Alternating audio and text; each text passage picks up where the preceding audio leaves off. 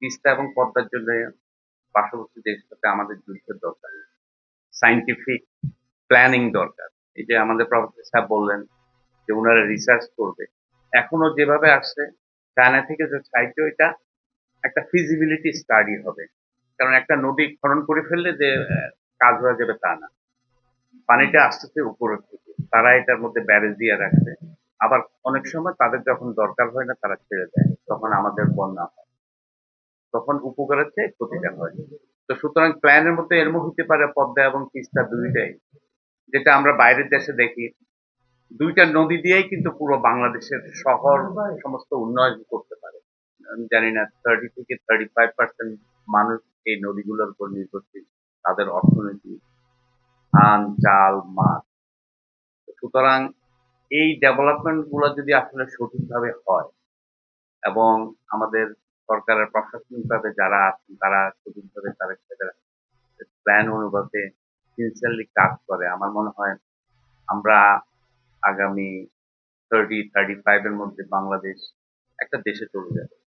তিস্তা এবং পদ্মার জন্য পার্শ্ববর্তী দেশের সাথে আমাদের যুদ্ধের দরকার নেই। তারা আমাদের পার্শ্ববর্তী দেশ। আমরা তো যুদ্ধ করতে চাইনি। এখন কেউ যুদ্ধ করে কোনো কিছু করতে পারে না। আমেরিকাও ফেল, এই যে ক্লিনলি ইরানের সাথে একটা নদী একটা ইয়ে নিয়ে যুদ্ধ করে পারে নাই। সুতরাং আজকাল কেউ যুদ্ধ করে কোনো কিছু করতে পারবে না। প্ল্যান করতে হবে, দেশের মানুষকে ইউনাইটেড করতে হবে এবং সেই ইউনাইটেড করার জন্য সমস্ত কিছু ট্রান্সপারেন্ট থাকতে হবে। হ্যাঁ, আমাদের কোনো কিছু লুকায়িত রাখা দরকার। হ্যাঁ, সাথে সাথে এই ভূগর্ভস্থ পানি নেমে যাওয়ার অন্যতম কারণ হচ্ছে আমরা শুষ্ক মৌসুমে আমাদের পানির ন্যায্য হিস্সা আমরা পাই না। যে কারণে আমাদের ভূপৃষ্ঠে যে পানি, সেই পানির অভাবের কারণে আমাদের ভূগর্ভে যে পানি থাকার কথা, সেই পানি আমাদের থাকছে না। এবং সেখানে আমাদের পানির স্তর নেমে যাওয়ার কারণে আমাদের অনেকগুলি সমস্যার মধ্যে অন্যতম একটি গুরুত্বপূর্ণ সমস্যা যেটি আমাদের অনেকেই পরিচিত মানুষ যারা বিভিন্ন ধরনের শারীরিক সমস্যায় আক্রান্ত হচ্ছে আর্থিক। তো পরিশেষে আমি শুধু এটুকুই বলবো, পানি ব্যবস্থাপনার ক্ষেত্রে এবং আমাদের দেশকে রক্ষার জন্য আমাদের মাননীয় প্রধানমন্ত্রী 25,000 কিলোমিটার খাল খনন উদ্যোগ নিয়েছে। আগামী 5 বছরে ইনশাআল্লাহ দেশে 25,000 কিলোমিটার খাল খনন।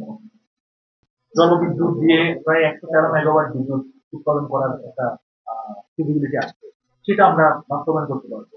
তো এই জিনিসগুলো যদি আমরা করি, পরিবেশগত ভারসাম্য রক্ষা করে, পলি ব্যবস্থাপনা করে এবং পানির ব্যবস্থাপনার মাধ্যমে আমরা এই দেশকে স্বয়ংসম্পূর্ণ একটা দেশে আহ, আহ, অর্থনীতির এবং হচ্ছে যে আত্মনির্ভর একটা দেশ এবং বাস্তবায়ন করতে পারবো।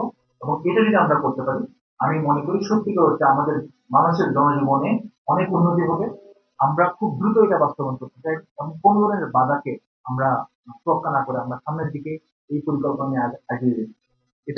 এটা নিয়ে আমরা খুবই আশাবাদী।